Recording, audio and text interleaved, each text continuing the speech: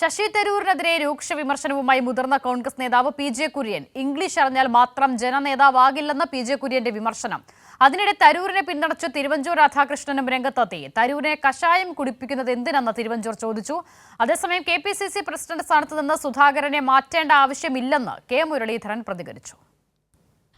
കോൺഗ്രസിലെ തമ്മിലടിക്കിടെ ശശി തരൂരിന് പിന്തുണയുമായി തിരുവഞ്ചൂർ രാധാകൃഷ്ണൻ. തരൂരിനെ കഷായം കുടിപ്പിക്കുന്നത് എന്തിനെന്ന് തിരുവഞ്ചൂർ രാധാകൃഷ്ണൻ ചോദിച്ചു. പുസ്തകം വായിക്കുമെന്നല്ലേ അദ്ദേഹം പറഞ്ഞു.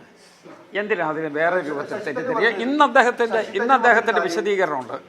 അതിൽ അദ്ദേഹം പറയുന്നത് എന്താ, ഞാൻ പ്രഭാഷണം നടത്തും, പുസ്തകം വായിക്കും, അതൊക്കെയല്ലേ പറയുന്നത്. അതൊന്നും ഇതുമായിട്ട് കൂട്ടിക്കുഴയ്ക്കരുത്.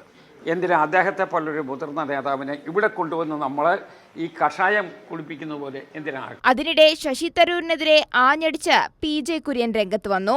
തരൂർ കൂടുതൽ സമയം വിദേശത്താണെന്നും കേരളത്തിൽ സജീവമാകണമെങ്കിൽ കേരളത്തിൽ നിൽക്കണമെന്നും അദ്ദേഹം പറഞ്ഞു. ശശി തരൂരിന്റെ പരാതിക്ക് ഒരടിസ്ഥാനവുമില്ല. പുള്ളി കൂടുതൽ സമയം വിദേശത്താണെന്ന് ആർക്കറിയാൻ വയ്യാത്തത്. കേരളത്തിലെ നേതാവാണെങ്കിൽ ജനങ്ങളുടെ നേതാവാകണം.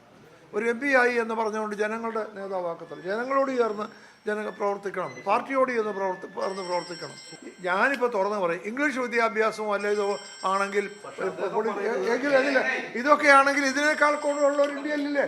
അതേസമയം കെ.പി.സി.സി പ്രസിഡന്റ് സ്ഥാനത്ത് നിന്ന് സുധാകരനെ മാറ്റേണ്ട ആവശ്യമില്ലെന്ന് കെ. മുരളീധരൻ പ്രതികരിച്ചു.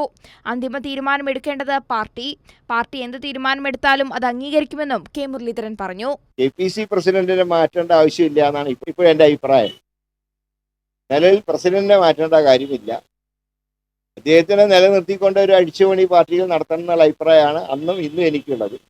പക്ഷേ എന്ത് തീരുമാനം ഹൈക്കമാൻഡ് എടുത്താലും ആ തീരുമാനം ഞാൻ അംഗീകരിക്കും. News desk Kairali news.